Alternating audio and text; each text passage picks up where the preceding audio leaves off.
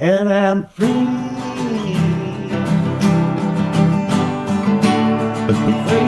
I would think that in our house at this point there's around 50 to 60. Okay, gotcha. In the shop there's probably a couple hundred bucks. The two of them combined are pretty special to me. How do you get a guitar that looks honestly any prettier than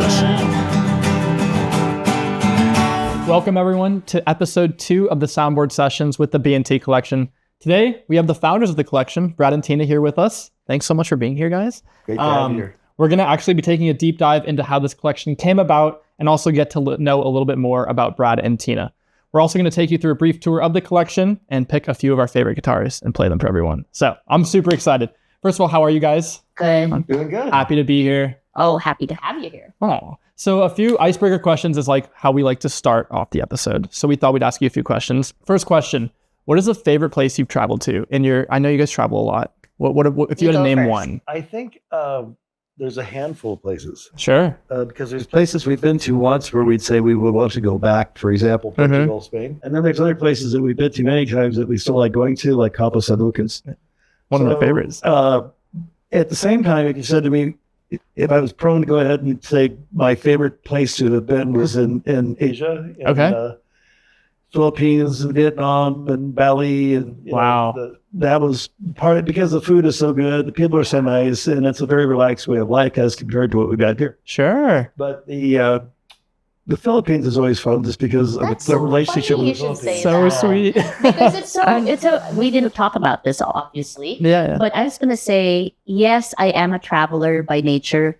He gave me a book of an atlas. Okay. And he made me pick the countries I wanted to visit. And wow. He didn't know me too well at that time. Sure. And so almost all the pages were dog-eared. And it came back to him and he goes, oh, what go to all these places?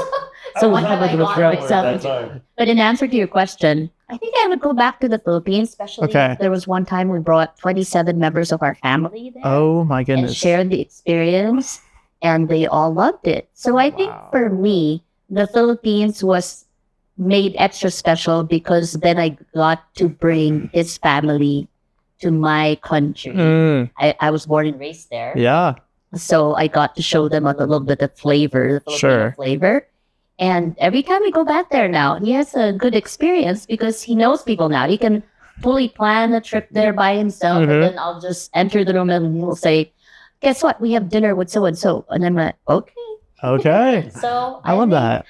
Out of that, it's more of the experience with people is what I'm focused on now. Maybe when I was younger, it was all the places I wanted to go to, but the experience and the community feeling. Yeah. So Brad, you mentioned food. Yeah. Where would you say has the best food in the world? If you had to pick a restaurant or a place that you just remember the food being so good. Spain's pretty good. Oh, interesting. Yeah, that did me like one of my favorite. I haven't been to Japan, but I'm wanting to go there badly because I think that I would say sushi probably there, ranks from what I hear. It's pretty good. But that being said, I'm very grateful to have been where we've been.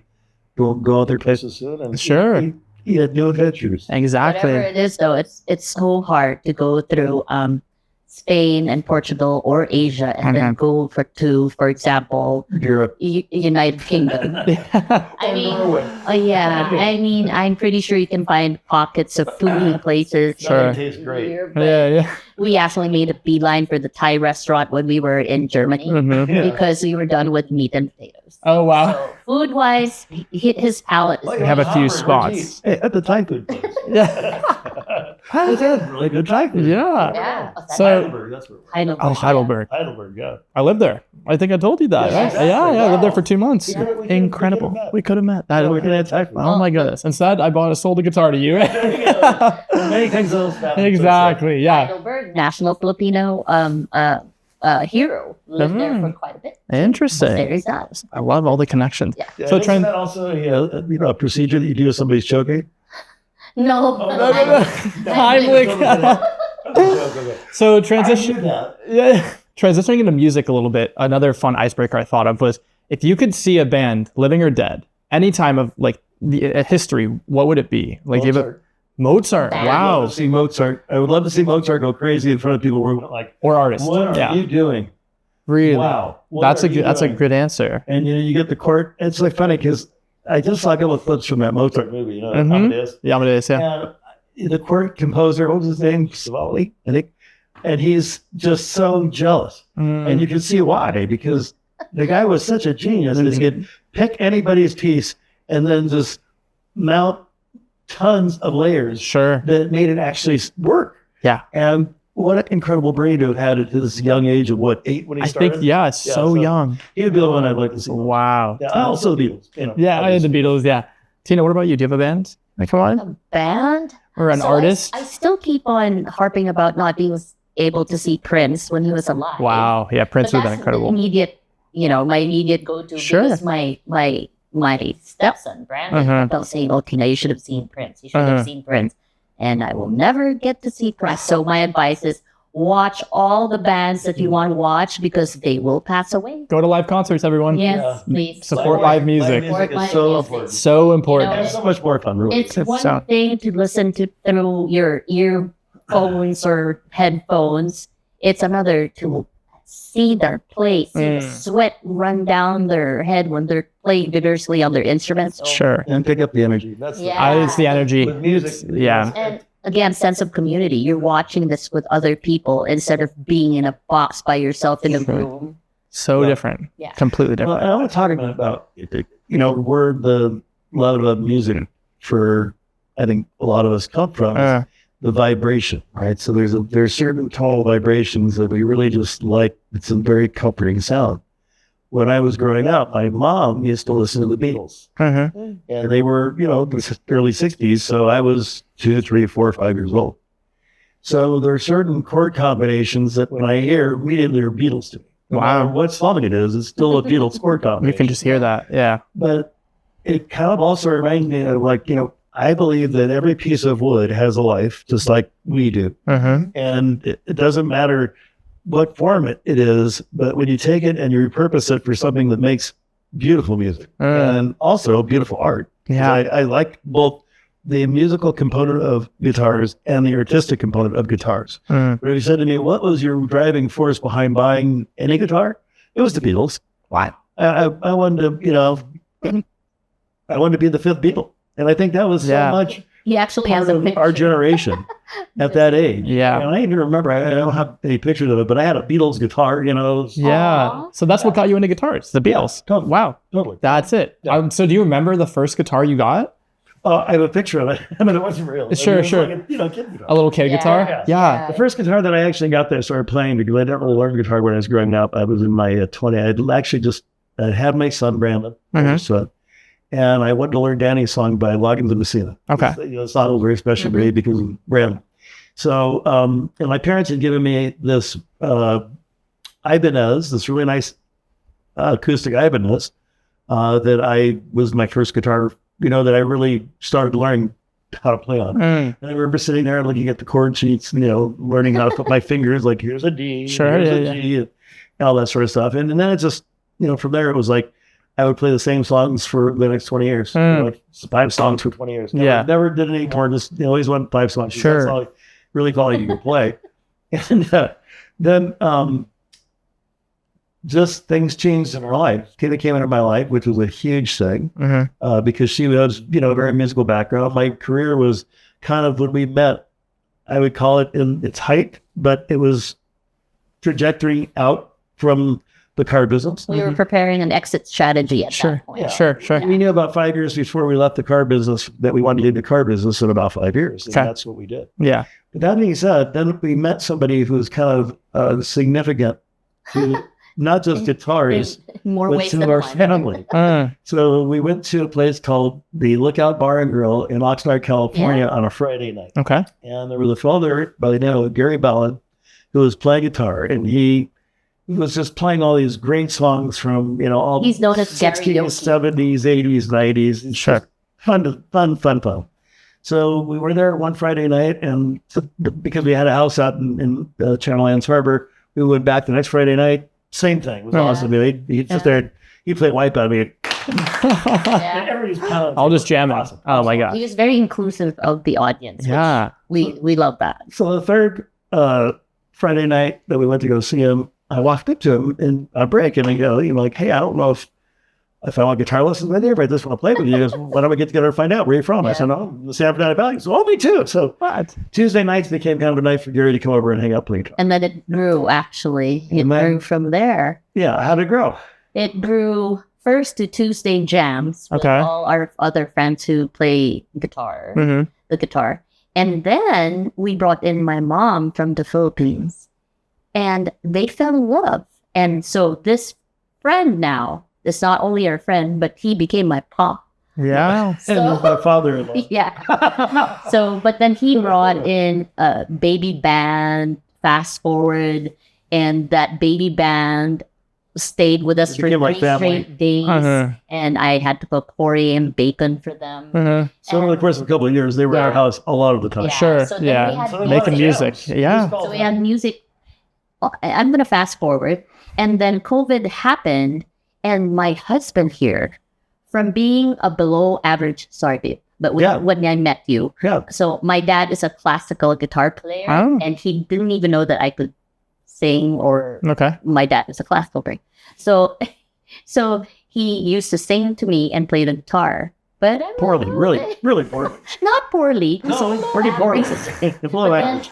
Below average. Similar to poorly. We went into COVID.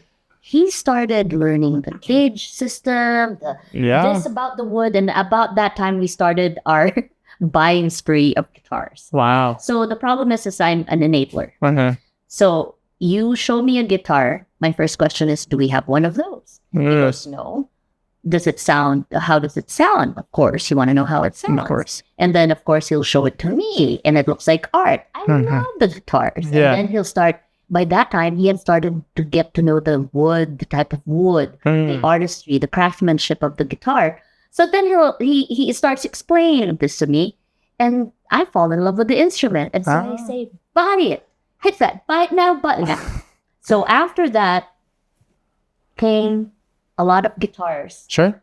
Too many guitars that we had to build this structure. Sure. But then they don't fit here. So then we had to build a guitar store, put up a guitar store. Yeah. So and that is called Malibu Music.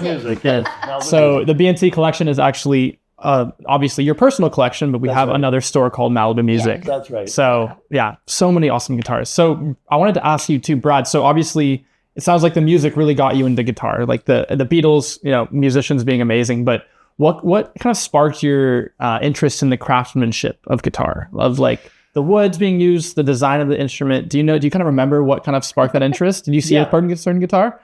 Anything that looked pretty. And I know there's variations of what looks pretty to people. But sure. There's just something about when you pick up a quality guitar and it's got something, uniquely different. This is a perfect example because Martin Guitars has built so many, wonderful guitars from, golly gee, 5 generations. And this is they call it a DDS hopped and barley. And so it's 2018 or 19. And we saw stunning. Yeah. So this is a uniquely beautiful, as you can see, the back is just, it's a, burled. And it's purple. Yeah. And I mean, I could go through the technical stuff, but more importantly is it does this. It's not hard. It's not soul. It feels good. Yeah. And it's beautiful. And this one happens to be number 33, which to me is very special because that's when Jesus died, and it's like the Christ number is 33. So this is number 33 out of 100. Wow. So that's one of my favorite guitars right there. Sure. And because it encompasses everything. It has the sound. It has the look. It has a significant soul to it that is absolutely somewhat, beyond anything I've got in a lot of other guitars. Sure. But I've got some really great guitars that are like much simpler. It's just that this kind of, he said to me, what attracts your attention? It's like a lure to a fish. Well, I think I like that shiny thing. Sure. Yeah. There's so much to a guitar that's more than just, obviously the sound can be so much, but look at the design of this guitar. There's you get them both together. Exactly. What? Unbelievable. And Martin doesn't make bad guitars, if you didn't know. So talking about the current collection, in the BnT Collection, obviously we can kind of talk about Malibu Music too, but do you know how many guitars you have in the BnT Collection as of now? No. There's just tons. Don't really know. I would think that in our house at this point, there's around 50 to 60. Okay, gotcha. In the shop, there's probably a couple hundred plus. Sure. And we started with 31. Remember when? Yeah. Wow. You guys remember that? Yeah. This is, we start. Well, and then the thing is, because as you start to collect stuff, it's like almost any other collections, you start to see the nicer things and the more expensive things. So you go from buying, okay, I'll buy this $750 guitar. Sure, okay, sure. Well, I'll buy this $1,500 guitar. Well, I'll buy this $2,000 guitar. Well, I'll buy this $5,000 guitar. It just keeps I'll buy going. this I'll take that an $8,000 guitar. And you just, and the next thing you know, you're looking at $20,000 guitars. There are some people that buy the 100,000. And those go, they get crazy. The thing is, we had sold a boat around COVID time. My mom was unfortunately having an issue with pancreatic cancer. My dad was not doing that well. We were kind of taking care of them. My mom too. And her mom's also, had suffering from cancer.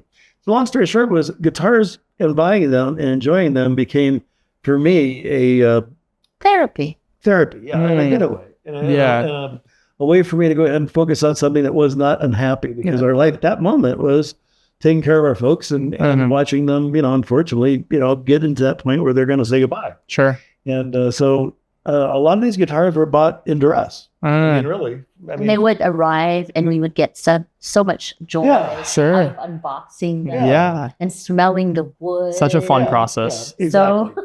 So it gave us joy. Yeah. So, we're in a different phase of our life right now. Unfortunately, we lost everybody, not from COVID, but different things. And so in today's world right now, our focus before our parents got sick was our grandkids. And our focus now that our parents are over being sick kind of is our grandkids, our family, and Malibu music. Yeah. And you guys. Yes. Certainly you're right, in the central casting of It's a big family. Yeah. I love it. Exactly. Yeah. So, when you have all these guitars in your house, you have these guitars in Malibu music, are there any guitars that you just look at and you're like, I don't even want to play that, it's so nice? Or is every guitar for you meant to be played? It's like, it has a story. Okay. Yeah. It's not that every guitar gets played, because that's truly not what happens. What happens is like it focused on one for, a few weeks, and then it's like, okay, I'll put that one aside and I'll pick up another one. Sure. But I'll have nights where I'll be, for whatever reason. He'll go through all of them. Like I'll go through the cabinet. What? Wow. There's I 10 love that. guitars there. I want to play the same lick for 10 guitars. And then Wow. I want to see what they sound like. Yeah. And then it's like, wow. All the guitar cases are everywhere. By the way, it used to be, because now we have a lot of guitars out. We used to have all the cases. Let's remember our tenet before was we buy these guitars imagining how they would sound like if we played all of them in a jam. Because each guitar I believe contributes to the sound of the whole jam. When they do this, it's like orchestra. Sure. Yeah, definitely. It's a guitar orchestra. Yeah. Because each guitar has their own personality. So if you have people like you and Angelo who start to play every guitar and all our friends come in and jam, then we see, this is happiness for us. One of the best times is when we just basically, and you experience this a couple times. Yes, definitely. Just say, this is a guitar, this is a guitar, this is a guitar. And you guys play together and it's like, okay, this is exactly what it should be. Well, it's so much more than just having these guitars that sit and that are never played, right? It's like the purpose is to be played, build community, right? Have all these amazing sounds kind of come together. So, wow. Oh, I love it. I love it. Would you say there's a guitar in your collection that I want to nerd out a little bit? Would you say there's a guitar in your collection that is the rarest guitar or the most antique or special? What would that be if you had to pick? We have let me think how old it is now. We're going to show this soon. 1870s Parlor. Okay. Which is really good. But the best sounding acoustic guitar that we got is Papa. Papa is a 1936 because Papa triple 18. Yeah. And we bought it simply because her dad was born in 36. We got this guitar and it's this incredible lightweight triple 18. And it looks like a pre-war this is what so we're gonna show it. We're gonna be in the collection. Amazing. Yeah. So those two are the oldest, and then Martins. But we have a lot of special ones. I mean, none of the guitars that we have really sitting in the house right now are kind of what I'd call We have some average, but most are above average. Most, I mean, the BnT Collection. Yeah. It's the higher end Because guitars. they have a story. Yeah, Each of the exactly. guitars It has a have story. A basic guitar. There's a reason why we there's a have reason it. Okay. why we bought them. Yeah, and the time exactly. of life that we bought them. So Be on a vacation, you go somewhere, you buy a guitar. Yeah. Stuff like just that. kind of comes back with you. So, fun question for you, Brad. Is there a guitar that you saw that you regret not buying? That maybe got bought instantly, you saw it? Do you remember, or are you kind of like, if you find a guitar that you know you want to get, you get it? I don't recall ever missing one. Okay. But you've given away. So yeah, maybe the opposite side of the question, maybe a guitar that you've sold that you regret selling.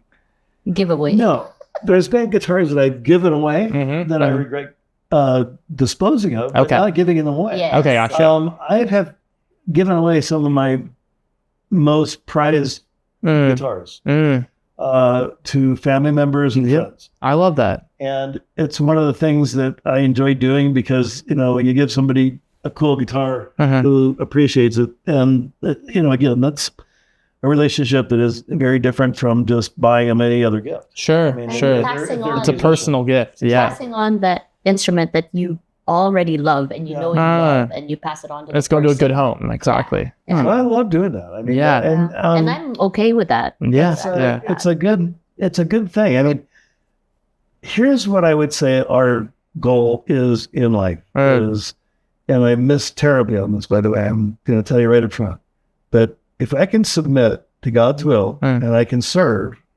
people and God, and giving guitars away is part of that ministry. And in any business, we were in the car business, obviously, it's still hard. We are in the car business, but I don't go in there, work anymore. But you get out of it with people so many great relationships if you take care of people, if you serve people, if you have the mentality of a servant's attitude.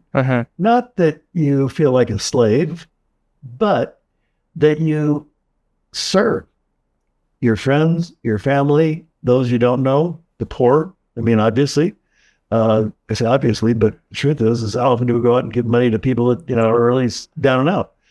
I don't do it as much as I should.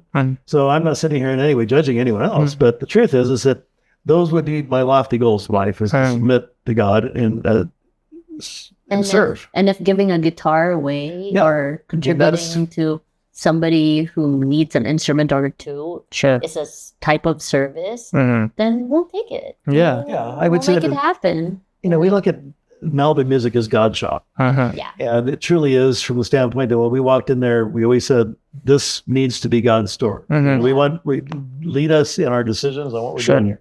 Yeah. And we'll see where it goes. I mean, we're very grateful that we have what we have. And I think we built something that's very unique and very exciting and certainly has a lot of upside potential. Yeah. Well, just it's only been a few years. Just the people that we have come across. Garrett is an example. And you are a prime example of the God team working in our now life. music is an example. So if at the very least we're able to serve you and Angelo and the team at Malibu Music with your growth and your professional growth or in whatever support we can give you, then the shop would have done its service already at this point. And if we can communicate that somehow to the community and through the BnT Collection, communicate that, then we would have done our purpose. You've been kind enough to do some lessons for us at the shop. Yeah, thank you. To me, that's the future, right? Yes, passing it on. What you're doing is you're helping us help others move forward in what you have done so well. And so you are an inspiration, and your students will be inspired, and they'll be happy to try to do things because they've watched you and go, wow, maybe I could do it if you can do it. He's a nice guy, and I can relate, Wow. Well, I mean, what we're learning, I mean, I obviously I know you guys very well, but I think for someone to take away that, playing guitar is so much more than just, doing it for yourself, right? There's something to be passed on to other people, whether it's teaching or whether it's jamming, which I love that we talked about that too, or whether it's even like giving an instrument to someone else. So, man, I love what you guys are saying. I think that's incredible. So kind of going back into the collection a little bit, Brad, I wanted to ask you, where do you find most of these guitars that you're, purchasing for yourself in particular? Reverb. Yeah. Okay, See, plugged reverb. Yeah.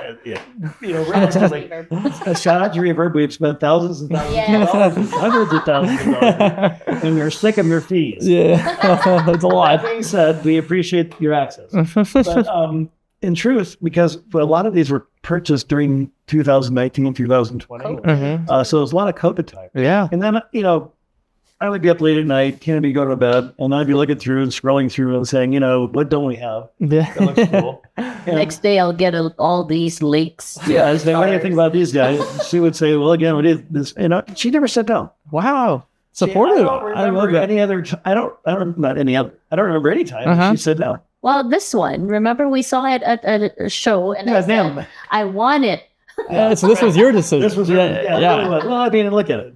I mean, geez, it's pretty incredible. Yeah, so I said, I want that. It's a beautiful instrument. The Tree of Life. Did you see Tree of Life? The Martin Tree of Life. Or yeah. It was the rings. Yeah. There's a bourgeois that is the Tree of Life too, right? In the shop. Yeah, there's another one. Yeah. There's a few. And then the recent Martin one. Okay. I was salivating. In NAMM, yeah. I was salivating. Yeah. With that. 2025 NAMM, guys. Yeah. So it was pretty incredible. Yeah. Wow.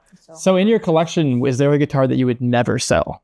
There's many guitars. I mean, I know you mentioned this one. This one. Yeah. I would not sell Papa. The 36. Yep. I don't think I would sell the Humming.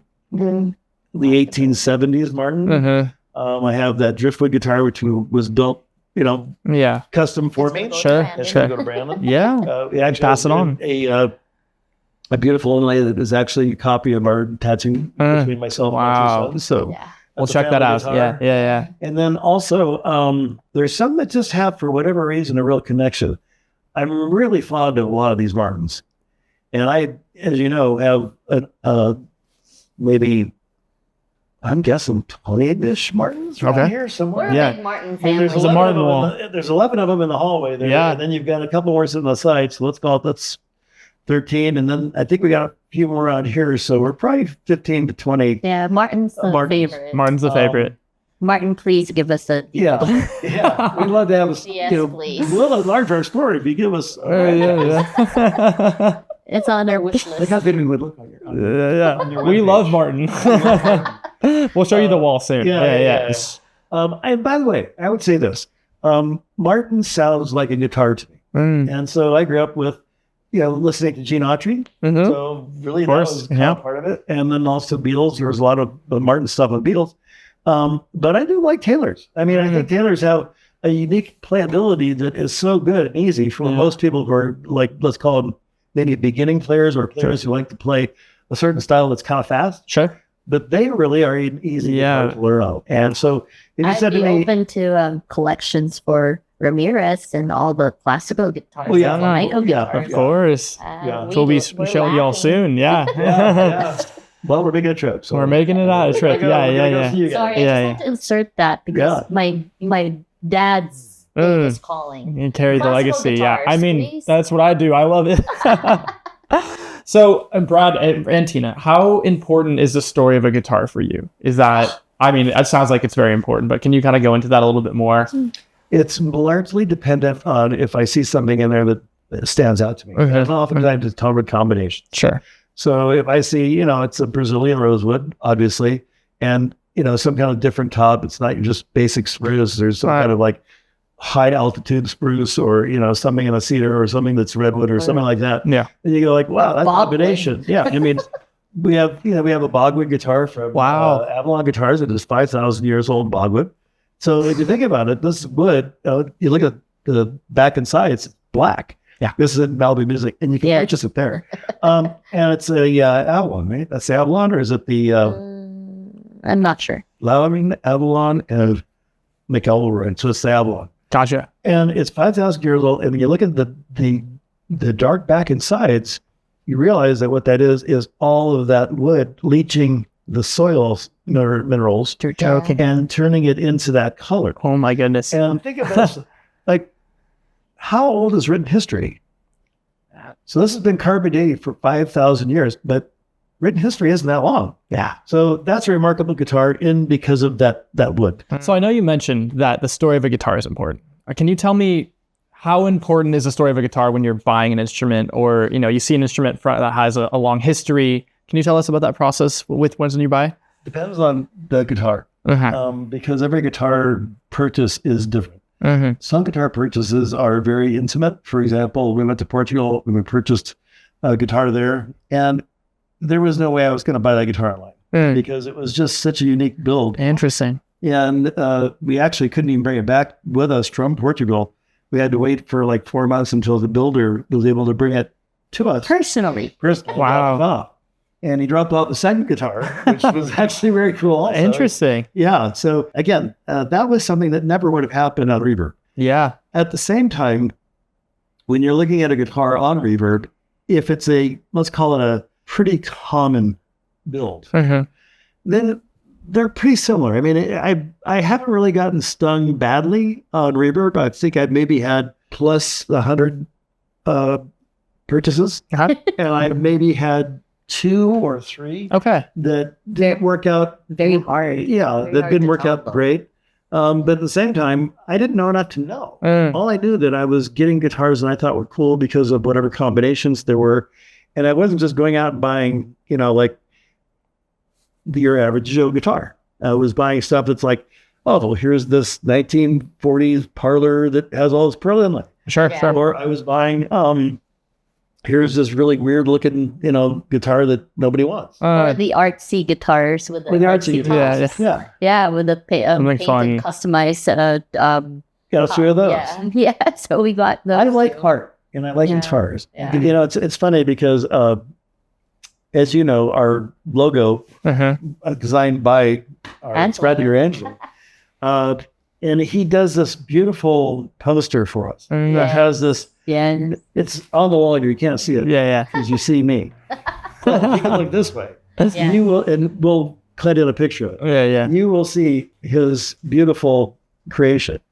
That is, to me, almost like a story in and of itself. So we like the topics. Yeah. Obviously. Exactly. And you see behind us too. This is not bad. So the stories to guitarists can come from being personal because you connected with the person, or you connected with the time, or you connected with the place. Yeah. They could be because of the tone woods.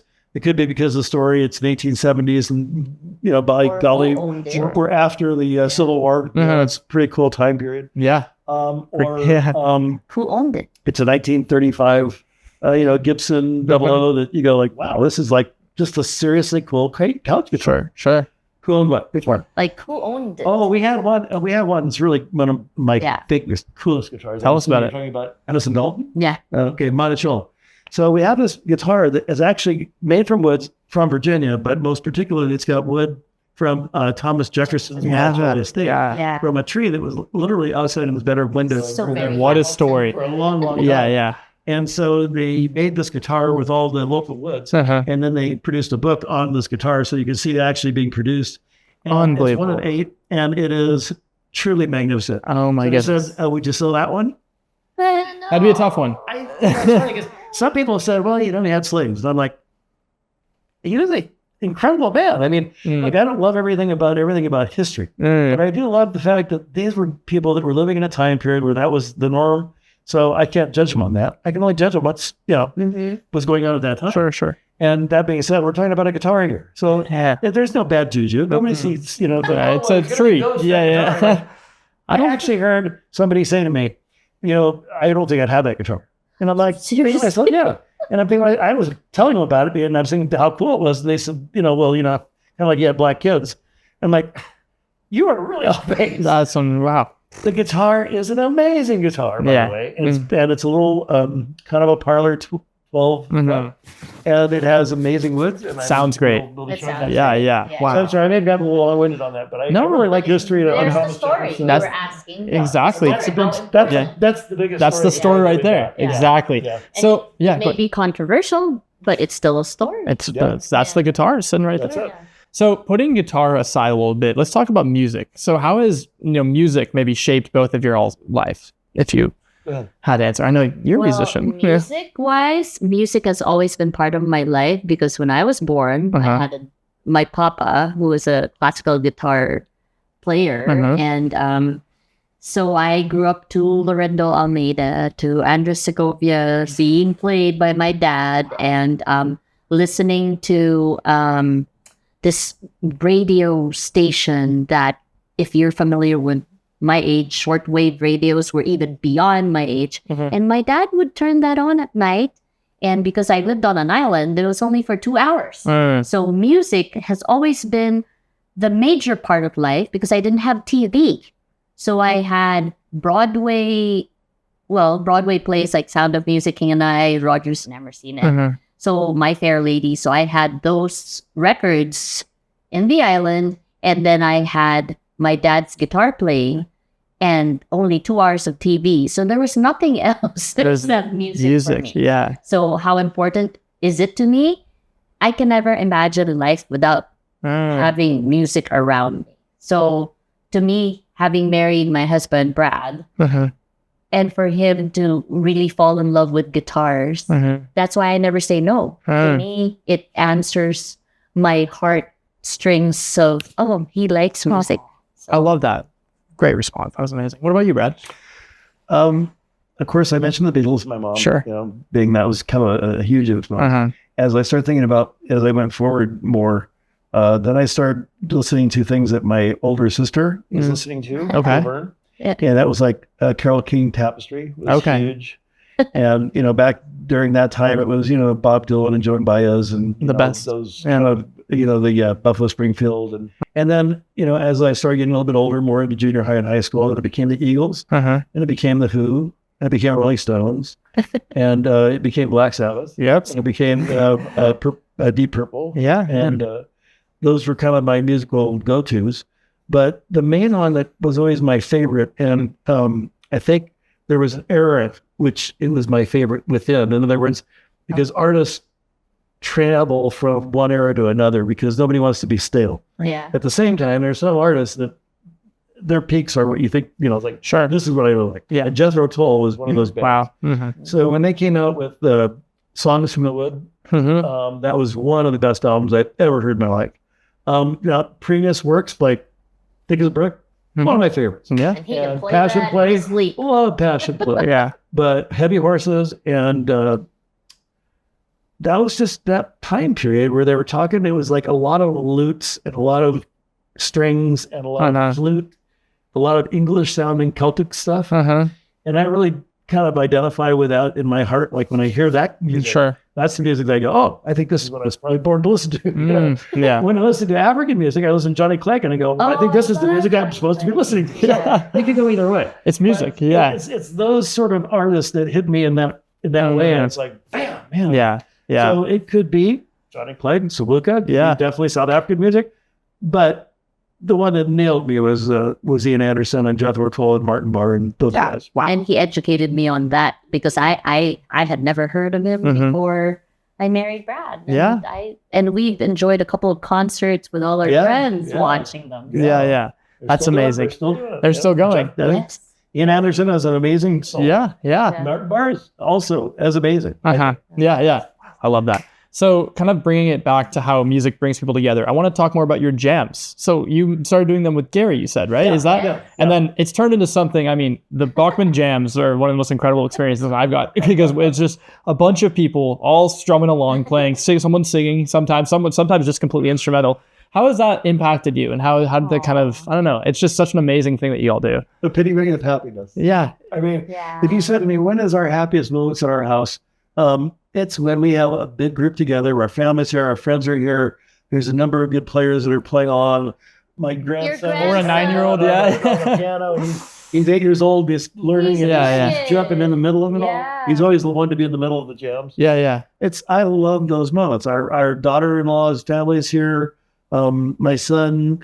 I'm so grateful to have you guys here, and I love it. I grew up with jams. I couldn't even fathom. Apart from Brad, how many miles, oceans away, my papa and his cohorts were jamming.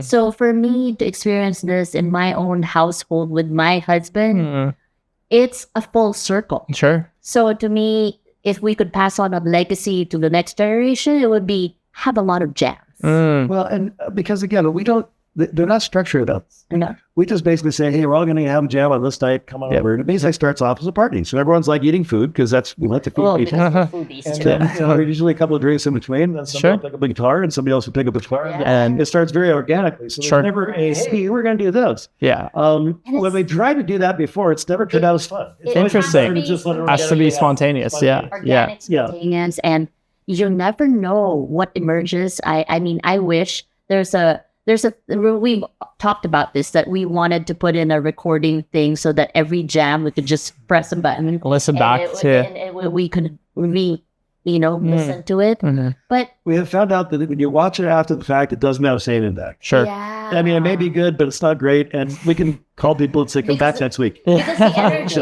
is not there. It's the You energy. have to be in the jam. Yeah. Sure. In the moment. So So like with live music, it's like being there compared to listening to a recording. Yep. Night and day. It's like riding a motorcycle or surfing, or you've got to be in that moment. Exactly. Because Rather, a if you video take a picture doesn't. of it, it's cool, but it's not as It's cool. as being in the completely moment. different. So jams Yeah. are about being in the moment and enjoying it. Yeah. So we have all these fun guitars to jam with. So I was thinking maybe we can go inside, take a look at the collection, Absolutely. pick some of our favorite guitars, We'll do and it. play them. Cool. Let's make All right. it happen.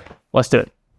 All right, so we're in the beautiful collection. Here's Yes. the Martin wall. Oh my gosh. My babies. Yeah, everything here Our sounds babies. amazing. It's not just looks great, but it sounds good. Martin guitars are not bad. They're truly amazing. I mean, as to how long they've been producing these wonderful instruments. So these are some of your favorites, right? Yeah, these are actually, we have a handful of favorites in the house that we keep in the case here. And two of them that we feel are kind of the, special stories in the cage. This one is a 1936 0018, which is in pretty good shape. But the reason that we bought it, aside from the fact that I love pre-war Martins, is the fact that it is her dad's birth year. So his name is Papa. 1936. Her dad was a classical guitar player, and so I was looking for a guitar to just essentially commemorate her dad. And then she can tell you the story about this Taylor. And my favorite guitar is this Taylor, because this is a Taylor that Brad gave my papa before asking for my hand in marriage. I guess you call it what, dowry? Yeah. Sorry? Yeah, essentially a bribe. Yeah. Special guitar. Yes. So the two of them combined are pretty special to me because Brad was very, very compassionate, considerate to think of my papa. So here you go. We got two great guitars that sound amazing and still like 1936. Think about this. Oh, it sounds. Isn't that remarkable? Here, try that. Oh my goodness. Give it a Here, shot. you can do that We're gonna too. try these out in a second. Oh. Look at that, E minor. All right, well, let's bring these over to the studio. Let's make it happen. Mic them up and Cool. sound good. All right. And now we're bringing them back through the Martin wall. So we're gonna add a shot of this here, but these are all of the Boeckmann's Martins. So we'll pretend this is a Martin. Yeah. And we've got some beautiful ones in here that sound just terrific. Let's bring them And in. they look like this. This is ours. This is actually, how do you get a guitar like this? Honestly, prettier than this. And also sounds as good as this. Hey, let's some shit. We should always check that ahead of time. Okay, so moving on. That was kind of a spontaneous moment that didn't work out as well as we hoped. All right, guys. So we have two guitars. Tell us a little bit about them. I know they're very personal guitars to you, right? They both are. Let's hear about it. They're both like Yeah. There you go first. Well, this is the Taylor Yeah. that Brad basically bribed Papa with. Papa meaning my dad. So on the day that he was going to ask for my hand in marriage, he brought this from here to the Philippines and said, "Here you go." So my Papa couldn't say no to him. It worked. It was a play that worked. And he said, yeah, marry my daughter and be happy. It's a very positive thing. But this guitar was purchased, I wanted to mention, from McCabe's Guitar Shop in Santa Monica. They're a great store. Been going there for many years. And I just want to give a thumbs out to them. Yeah. This guitar is actually named after her dad. Its name is Papa. The reason is because Bob, her dad, was born in 1936. This is a 1936 0018, and it is a wonderful, it's just got some really great aging in this mahogany and the spruce. It's not like it doesn't have any issues, but it plays and it sounds like a Martin should, So it's something like this. I've been thinking lately about the people I meet, the cars on the corner and the hole in the street, the way my ankles hurt on the shoes on my feet, and I wonder if I'm gonna see tomorrow. Look at that. Sure screwed that song up, didn't I? Sounded great to me. Sound great. So let's pass on guitars here now. Passing them on. Very gracious. Family. Let's see.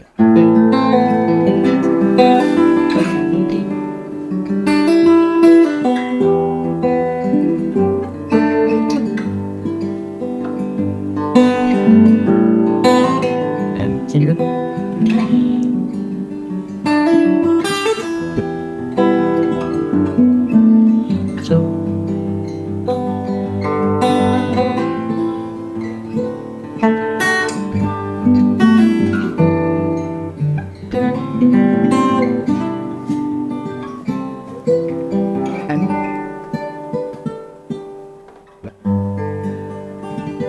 I feel like it's full circle between. What a jam. There we go. Yeah. There we go. That's what happens around here. That's what jams are. Wow. Well, these guitars sound incredible. This one, Isn't it? it's a one of a kind. It's very powerful guitar. Yeah. I mean, it just speaks this clarity, this voice that is.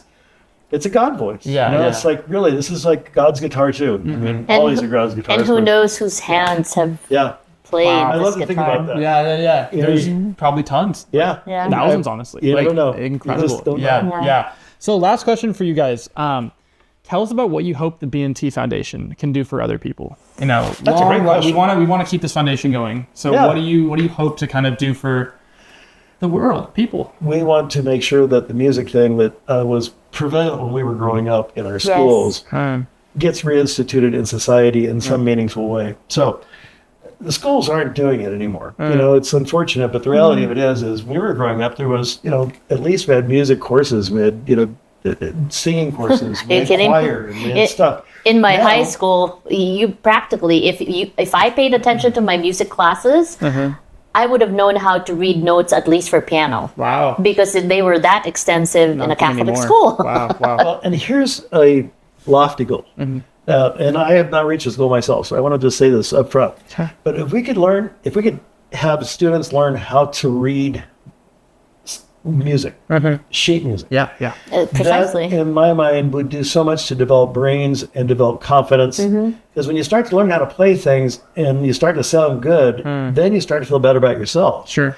And anything that you end up doing positive from a result of your hard work will make you feel like a better human. You'll stand up taller. You'll look Your people more in the eye. self-confidence. Sure. So I think we have a crisis in confidence with kids today because I think they get so stuck in their social media, their iPads and phones that they don't relate in the sense that they don't have the same kind of connection with people or music. So if we could have more kids show up, take lessons at Malibu Music, Yep. but also for us to go ahead and foster and identify places where we can go ahead and spend some resources to help kids learn how to play instruments. Secondarily, learn how to read music. If they don't learn how to read music, still play instruments. 'Cause Or that's even what I chord do. structure at the very least. Yeah, the main thing is that there's something that you're doing that's fun, Productive. Yeah. Exactly. Oh, I love so that it. you can pick up a guitar and go, wow. That sounds beautiful. Yeah. Exactly. It's such a powerful thing when someone's able to pick up an instrument and make music from it, right? And I love that you want to educate, the people in the youth because they're the future of this world. And I feel like what you said about music education isn't nearly as prevalent as it might have been in the past. So And That's with AI here, it knows? makes things easier technology wise, but still relating to an instrument and making it your own, playing it with your heart in it is very different from any AI produced never be able music. to recreate that. Yeah. So and this takes time to get good at. So yeah. well, guys, thank you so much for taking time to do this podcast. Our this pleasure. was episode number 2 of the Soundboard Sessions with the BnT podcast with BnT themselves. So we're so grateful to have you. And we'll see you on the next one. Until then, check out Malibu Music. Check out the BnT Collection. We'll see you soon. And I'm free. Free falling. And I'm free. Free falling.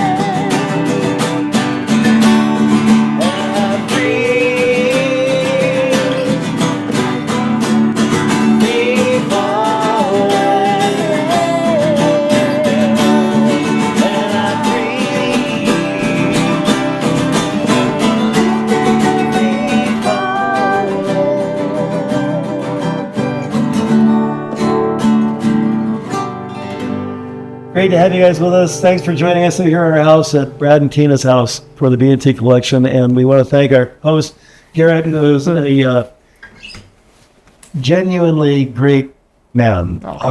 He is truly like one of our kids, and we love him dearly. So I'm very happy that he is part of this BnT Collection. Yeah. I'm very glad he's the podcaster. And Angelo right there. Angelo behind, who we love as well, and this is all family here. So we appreciate what you're doing. Yeah. We appreciate Angelo, what you're doing, and we look forward to seeing you guys in the next podcast.